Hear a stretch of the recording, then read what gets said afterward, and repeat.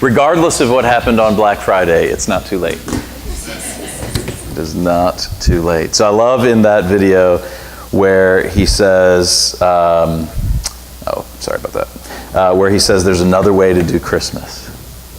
There really is another way. It's not easy. It may not even be really simple, but there is another way. So in the last few months, Pastor Bernard and Pastor Rod and I, we wrestled with what to do this year during this time of year. We really wanted to make the most. We really want to make the most of Christmas. And we want to make the most of the Advent, these 5 weeks that we call Advent. And one thing that we wanted to address is money. Now, one thing is that money is important, right? Money is important to us as families and individuals. Money is important to the church. And money is important certainly during the holidays. Now, as we searched and prayed and we considered options, we found this Advent conspiracy, and I really love the core concept of it. We're going to be unpacking it over the course of the next 5 weeks, not 5 years. 5 weeks. The vision of the Advent conspiracy is a collaboration between 3 pastors and 3 churches from Oregon, Missouri, and Texas. And you can read more about it on adventconspiracy.org, some of the history and about their ministries and whatever. We'll be using their materials for the messages. We have a family guide that's on the back table. So if you have a family, pick up a family guide. If you don't have a family, pick up a family guide. And then there's a calendar, and I think it's 25 days. There may be 28. But for each day, starting today, there's an activity, there's a way to actually put all this into practice. Don't overwhelm yourself with, I can't do it all. Pick a couple things on that calendar and just plug in. And I believe God is going to be using this in an incredible way. And so let's join these 3 pastors and these 3 churches and churches all over the country to take Christmas back. And so as we dive into the Christmas story, I want you to pay attention this morning to the difference between Herod, the perspective that Herod had on Christmas, and the difference between the Magi, or what we think of as the wise men. And so we're going to just dive right into the Christmas story. By the way, wasn't it wonderful to sing this morning and to sing the Christmas song? And Bernard and Enping did a great job. We'll be doing a lot more of that over the next few weeks. So thank you guys. It was just a moment, and I love it. From Matthew chapter 2, let's dive into the Christmas story. After Jesus was born, okay, so we're moving right into Jesus' birth here. After Jesus was born, this is Matthew chapter 2, starting in verse 1. After Jesus was born in Bethlehem in Judea, during the time of King Herod, Magi from the east came to Jerusalem and asked, "Where is the one who has been born King of the Jews? We saw his star when it rose and have come to worship him." So something big and supernatural is going on here. They didn't just look up in the sky one night and see a star and wander off, and it's something significantly supernatural that has led these Magi, or these wise men from the east, from Persia, all the way into Palestine. Verse 3, when King Herod heard this, he was disturbed. Well, why? Because it is King Herod, and there is this king, this new king, who has been born. That's troublesome, especially if you're a proud, all about yourself and your kingdom kind of king, which most kings would be, of course. Verse 4, except the King of Kings, Jesus. Verse 4, when he had called together all the people's chief priests and teachers of the law. So he had great power to call together anyone whom he wished. Whatever he said, people did. And he brings together this power team of religious leaders to figure out what is going on with this king who had supposedly been born. And he asked them where the Messiah was to be born. Verse 5, in Bethlehem in Judea, they replied, for this is what the prophet Micah in Micah 5, 2 and 4 has written. And then he quotes, but you, Bethlehem, in the land of Judah, are by no means least among the rulers of Judah. For out of you will come a ruler who will shepherd my people Israel. And if you're hearing that and you're the king, you'd be a little troubled too, maybe. Verse 7, then Herod called the Magi secretly and found out from them the exact time the star had appeared. He sent them to Bethlehem and said, go and search carefully for the child. As soon as you find him, report to me so that I too may go and worship him." So Jesus had been born, and here comes the wise men. Now, what do we know, first of all, about the wise men? Well, we don't know much. But they were probably philosopher, astrologist, astronomer type dudes. And, pretty sure that there weren't just three. There was a group of them, and they're these astrologist following kind of people from the Persian priestly or ruling class. They were significant. They had significant wealth, and they were searching for the truth. And they seem to have come across some Old Testament prophecy. They seem to have been familiar with what Micah said and the specific fact that Messiah would be born in Bethlehem. So they were familiar with this, and they were divinely led by a star. I mean, this is a fairy tale, right? Like, how in the world could this happen? Paul said about Jesus being raised from the dead, if this really didn't happen, of all the people, of all the fools on earth, you are the most foolish. So we're at the beginning of the story here, and it's supernatural to begin with. I mean, obviously, a virgin getting pregnant, is a big deal, right? But just think of what it took to literally align the stars here, no pun intended, but to bring these Persian philosophers from the East, supernaturally, no GPS, really no map. They're going by the star, and they're following this. How did they know about that prophecy? Did they whip out the Old Testament? Just imagine what had to happen. This was really supernaturally led. Now Herod, known as Herod the what? The Great. He was the tetrarch, and we don't use that. I don't remember ever hearing that. Who's the tetrarch of Gaithersburg? We don't use that. It's more. I've met the mayor of Gaithersburg. He's not a tetrarch, okay? He's not a king. He doesn't even get paid. It's not even a full-time job, right? But Herod was different. He was like the king, set up by Rome to oversee Palestine. He had heard about this new king who was to be born, and of course he was threatened and deeply troubled, of course, as any king who had the authority to, he was not a benevolent king per se. So Herod did his research, and he verified this prophecy from Micah chapter 5, verse 2 and 4, that this new ruler was to come out of Bethlehem. So he knew some things about this, enough to stir some things up. So Herod called the wise men in secret to see if he could set up a private meeting with this new king. Seems appropriate. And I'm sure he just wanted to get to know him. It says that, go search for this child as best as you can, and as soon as you find him, be sure to send word of his exact location so that I can come and worship him too. It's a big setup. So probably not what Herod had intended, and we know that for a fact. Herod the Great was really not a good guy at all. His work was certainly impressive, effective, and quite successful. He was vastly wealthy, and he spent extravagantly increasing the splendor of Jerusalem like no one, not even Solomon hardly, had the splendor of what Herod did. So this is what we call the Second Temple. So the First Temple, Second Temple. And if you go to Jerusalem now, if you go to the Temple Mount, you can see the portion of the foundation that was added, and it's massive.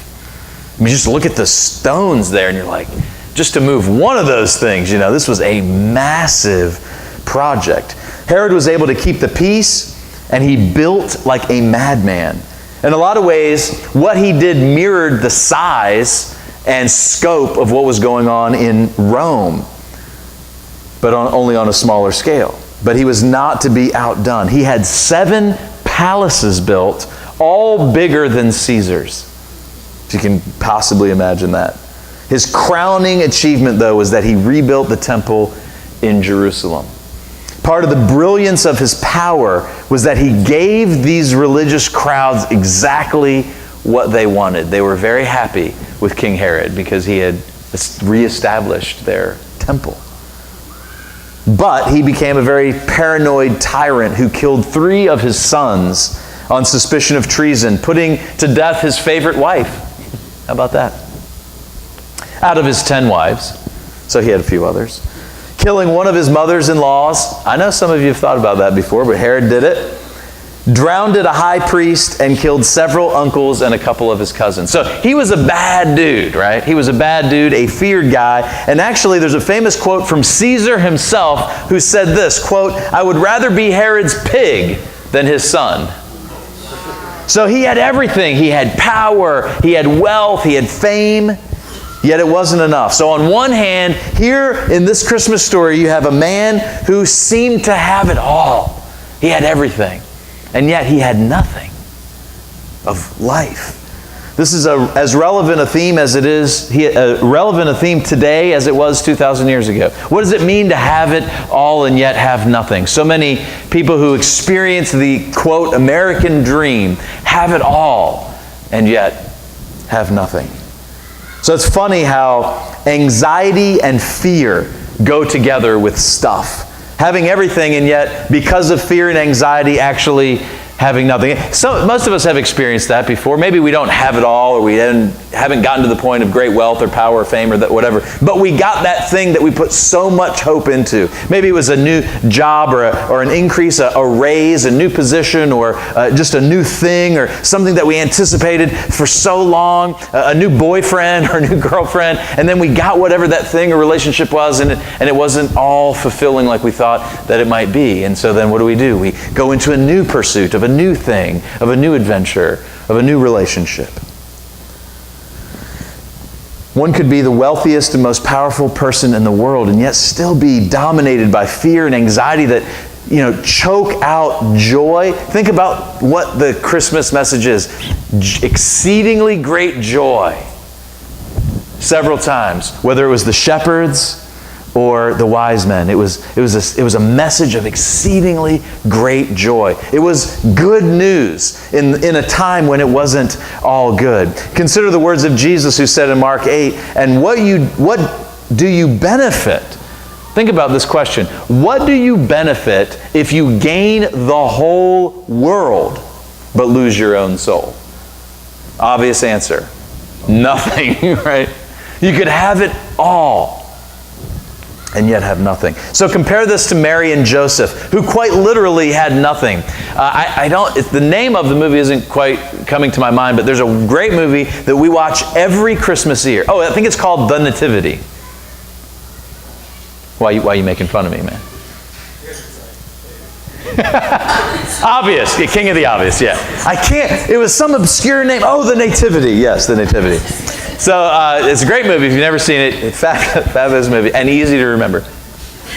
But it's a great movie that is really from the perspective of Mary. And it is a fabulous, fabulous, fabulous movie. And it's great. Joseph and Mary leave their town and they borrow Mary's father's mule. This is all they have. They have just enough money to get there. And Joseph has like a little bit of bread. And I love this point where they're like 3/4 of the way there.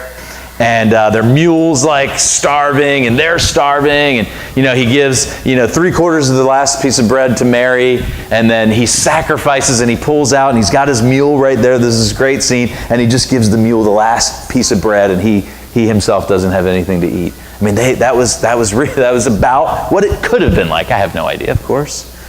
So they have their baby in a stable with nothing, and yet they had it all.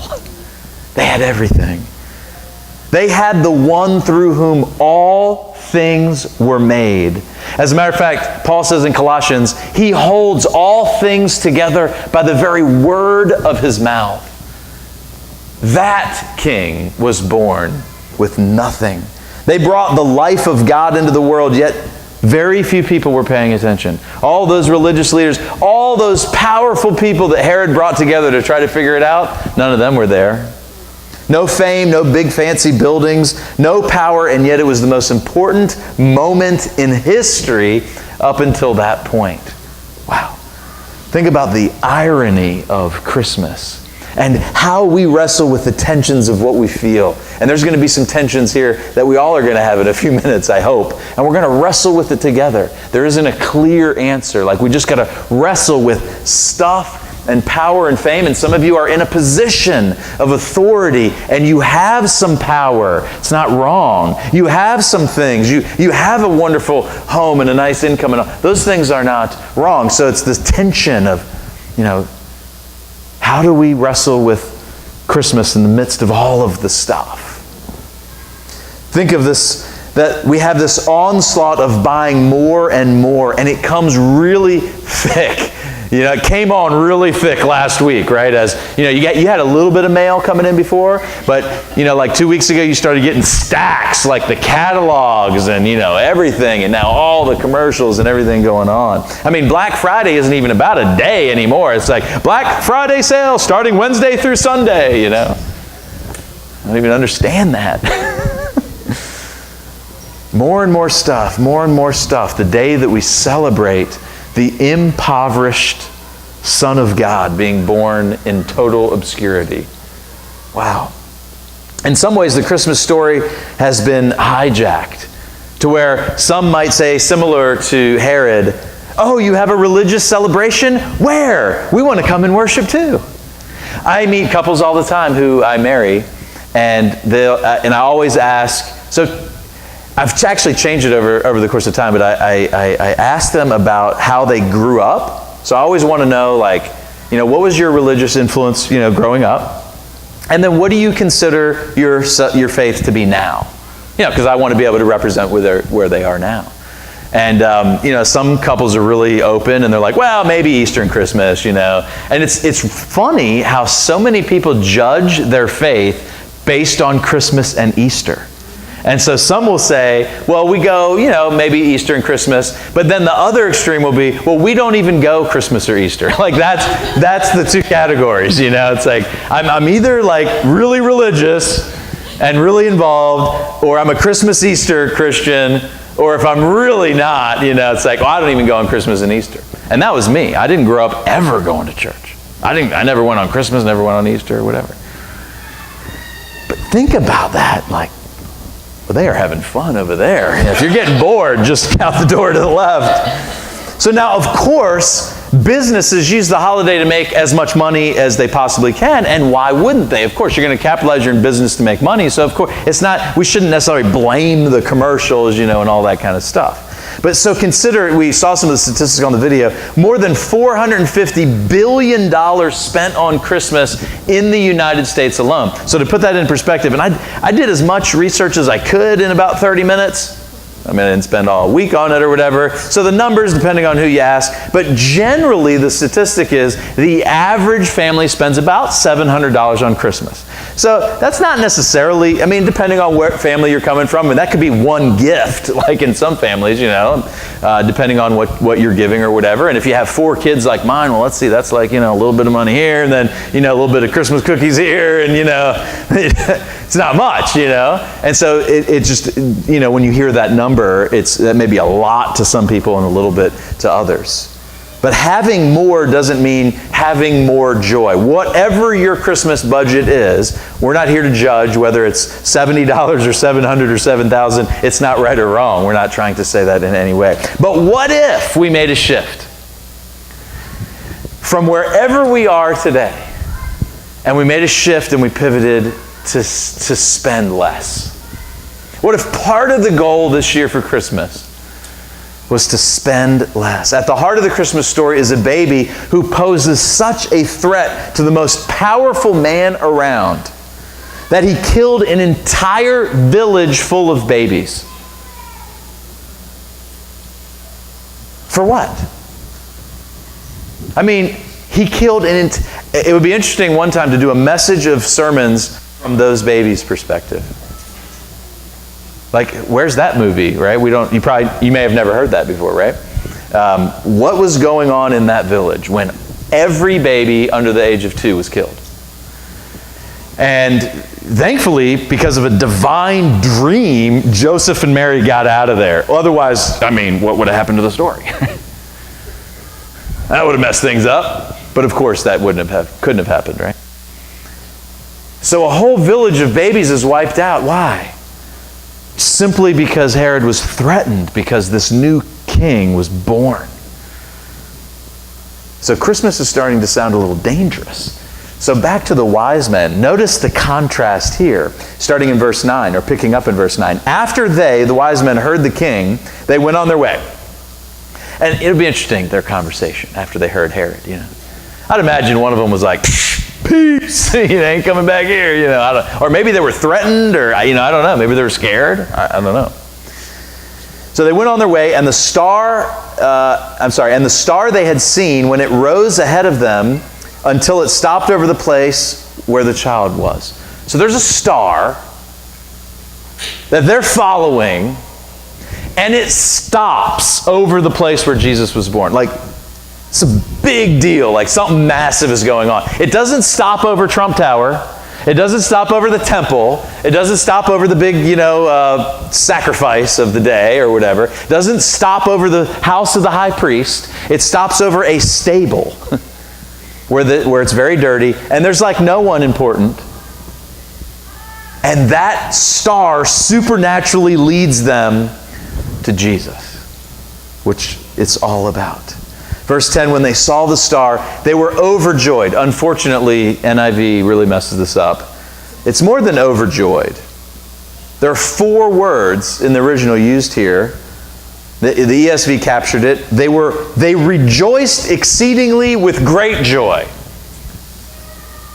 They rejoiced exceedingly. And you would too if you walked out after talking to Herod. Who knows what you're feeling in that moment? And you walk out, and the star that brought you from Persia to Palestine reappears and leads you 6 miles to Bethlehem. And you're like, what does that look like? Rejoiced exceedingly with great joy. I mean, they are whatever Persian excitement looks like. It's big, right? They rejoiced exceedingly with great joy.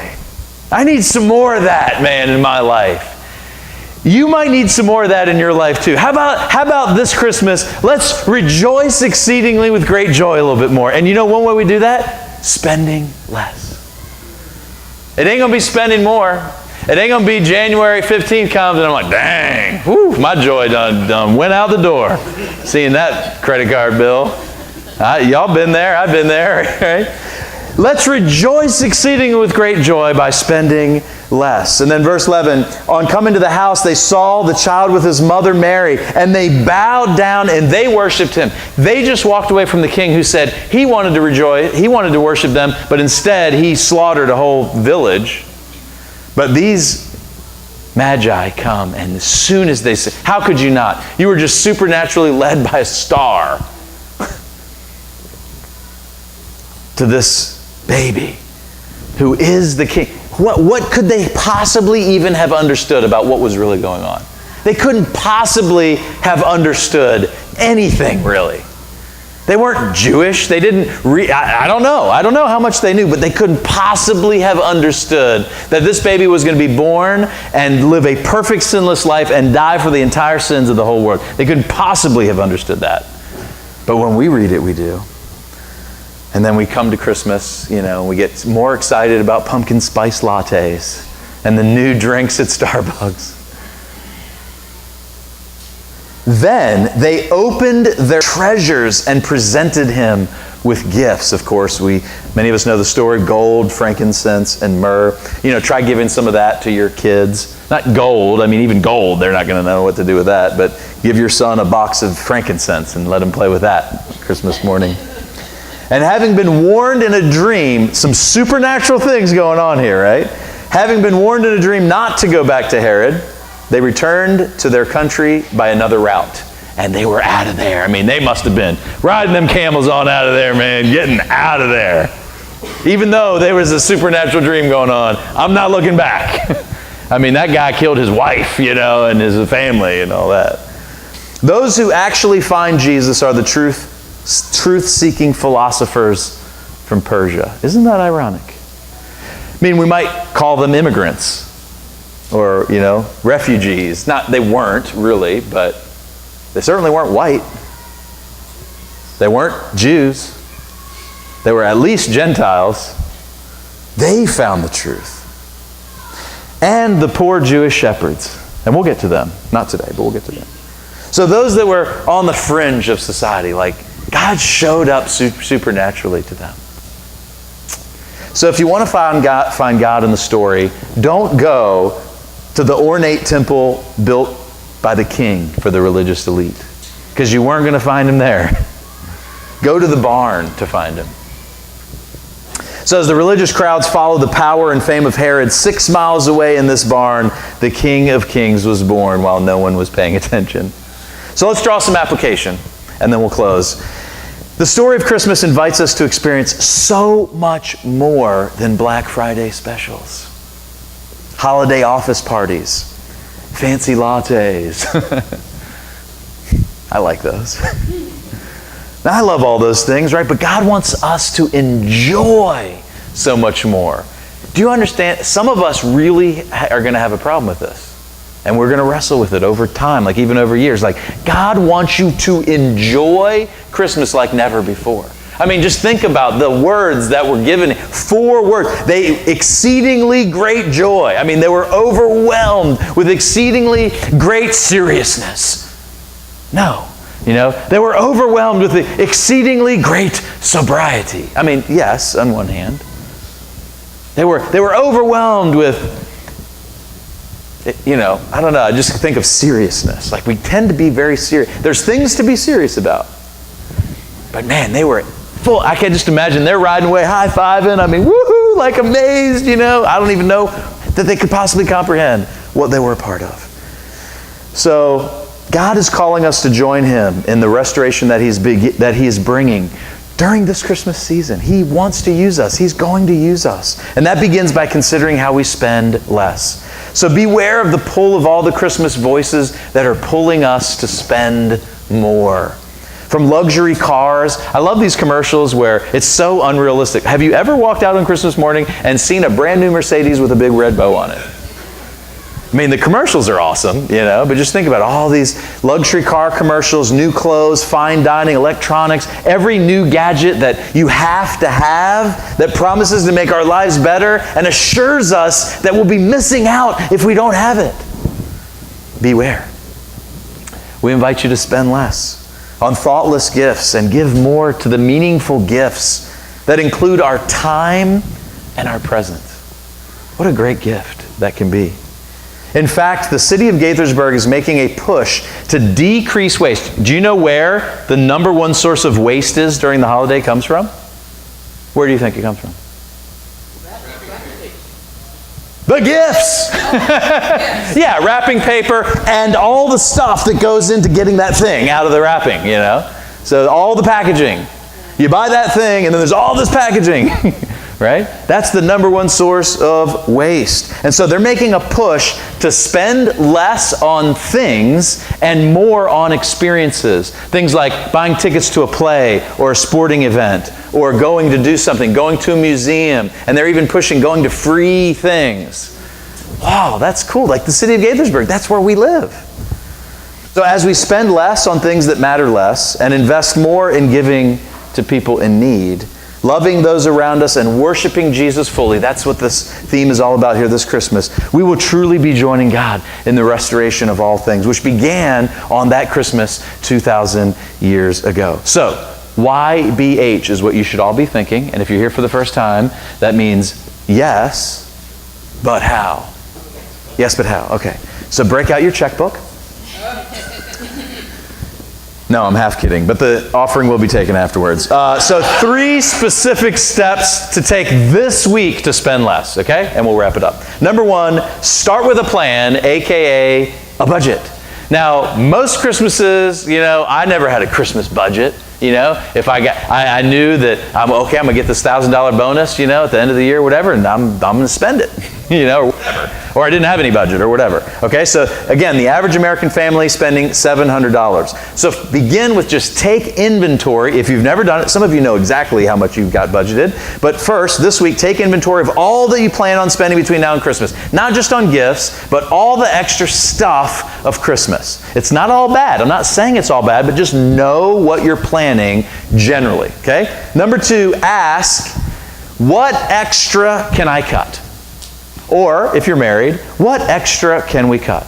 So it may be totally fine to get that nice $6 Starbucks venti special pumpkin spice latte with whatever, yada, yada. That's fine. I'm not saying don't do that. But if you normally would get one every Tuesday and Thursday between now and Christmas, maybe just get that one on Thursday and cut out that one on Tuesday and save that $6 over the course of the next 5 weeks or 4 weeks, and that's $20, $30 right there.